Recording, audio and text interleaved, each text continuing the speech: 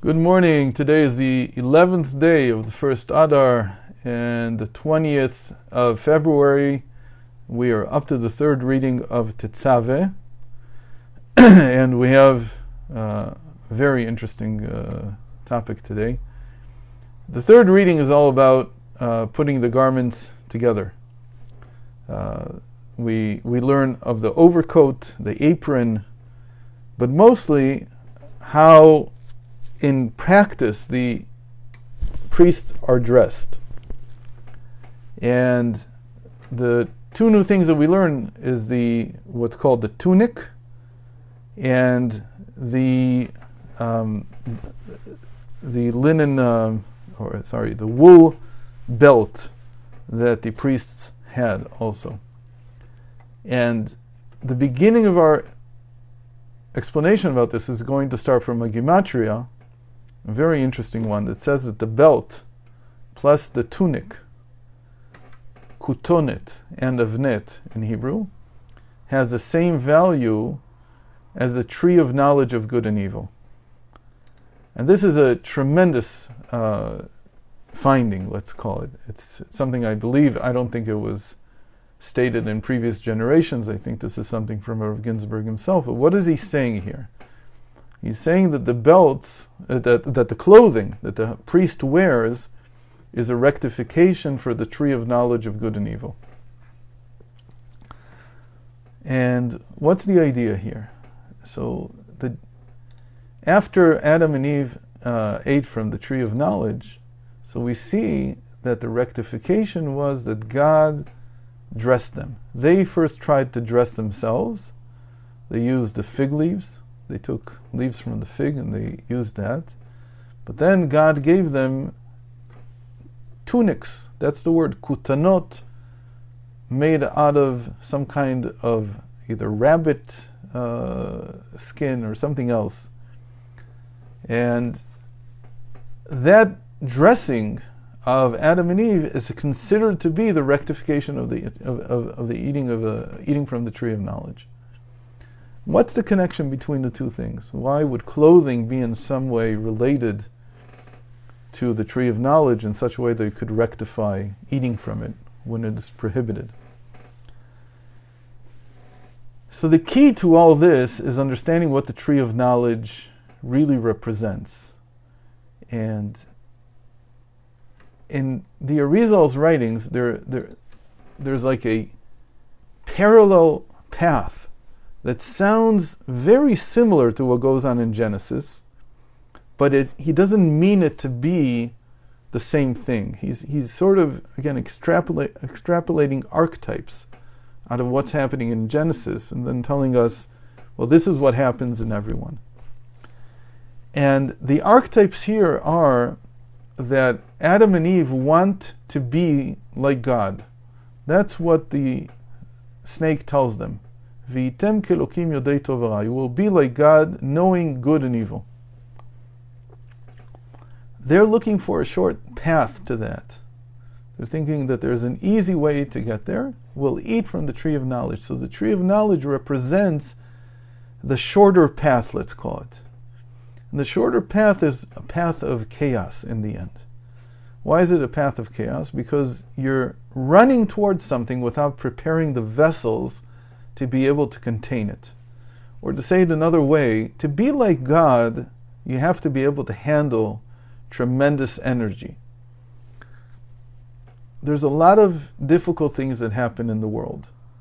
God sees them all, and somehow people usually are so angry with this that they blame him for seeing it and somehow containing it.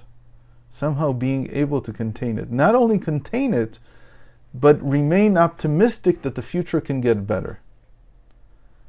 Think about it. If God is looking at everything, then at some level he has to be tolerating it all. Not tolerating in the sense of he doesn't care. Rather, he does care deeply. This is his creation.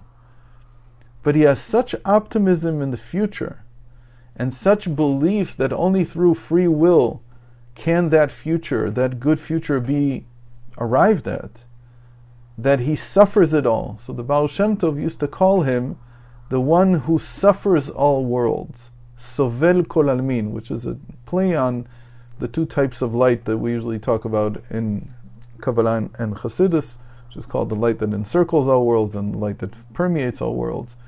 Sovev kol almin and memale kol almin. But then you get to this concept, says the Baal Shem Tov, of God tolerating it all, carrying it all, suffering through it, being able to remain in line with the program, knowing about all the difficulties that we go through.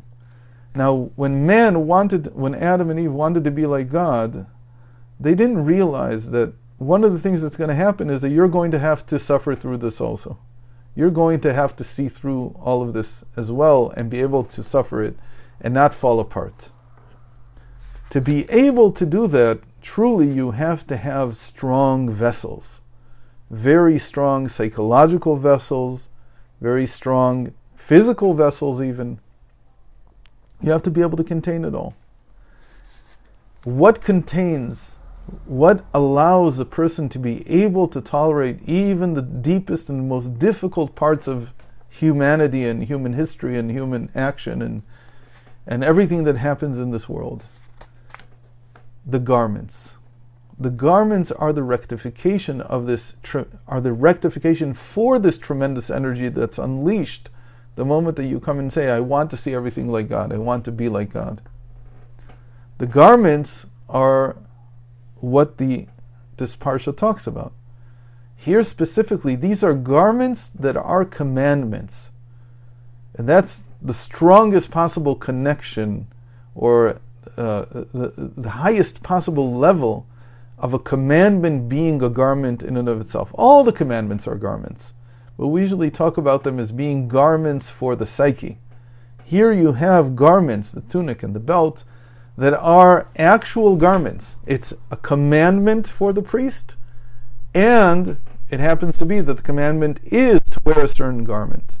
But all the commandments are garments because what they're meant to do, like the tunic and the belt here, is to contain the tremendous energy that was unleashed by eating from the tree of knowledge. That tremendous energy is what we call the world of chaos, where the energy is so great that there are no vessels to contain it. There's no psychological structure in the person to be able to contain what he sees. He breaks down just from the trauma of seeing everything that God sees. But what keeps it possible, what makes it possible to contain this, to suffer this, and not to be broken down, are the garments.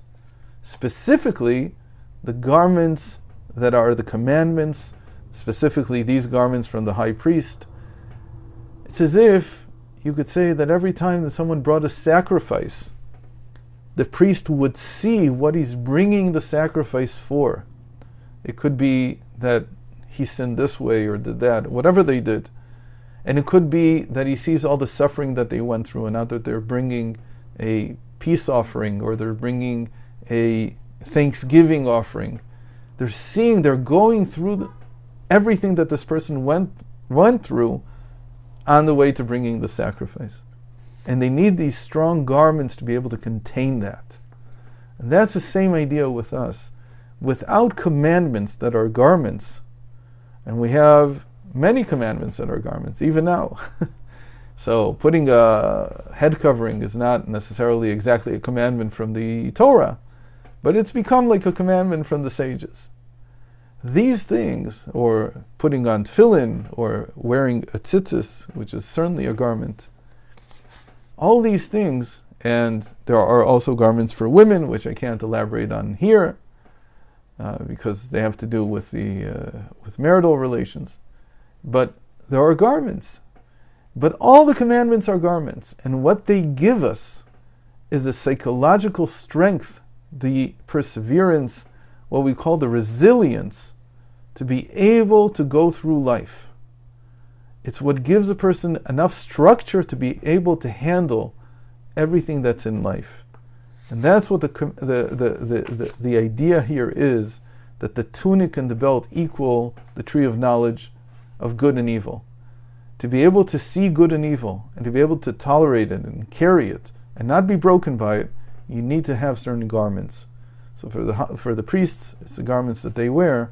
For the rest of us, it's all the commandments that are garments for containing this tremendous light that in the previous reality shattered that world and made it into the world of chaos. And in our rectified reality, it shows up as commandments. It shows up as light that can enter, commandments that can hold it. The commandments become the vessels, they become the garments that can contain this light, and that allows a person to go through life and not break down from it. Thanks for joining. Hope to see you tomorrow.